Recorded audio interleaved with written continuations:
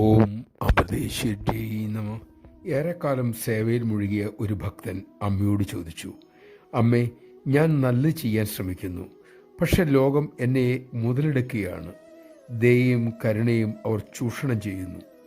അമ്മ സ്നേഹപൂർവ്വം പറഞ്ഞു, മക്കളെ, ലോകം വെല്ലുവിളികൾ നിറഞ്ഞത് തന്നെയാണ്. പക്ഷേ നാം ചെയ്യുന്നതൊന്നും മറ്റുള്ളവർക്ക് വേണ്ടിയല്ല, നമ്മുടെ തന്നെ ഹൃദയം ശുദ്ധമാക്കാനും ആധ്യാത്മികമായ പുരോഗതിക്കുമാണ്.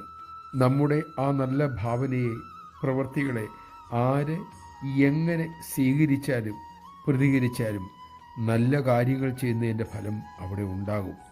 അതുകൊണ്ട് നല്ലത് ചെയ്യുന്നത് മക്കൾ ക്ഷമയോടെ സ്നേഹത്തോടെ തുടരുക തന്നെ ചെയ്യൂ. മാറ്റങ്ങളുണ്ടാകും. നമഃശിവായ. നിന്ദാസ്തുതികളെ, മാനാപമാനങ്ങളെ ശ്രദ്ധിക്കാതെ സേവ ചെയ്യുവാൻ നമുക്ക് സാധിക്കട്ടെ.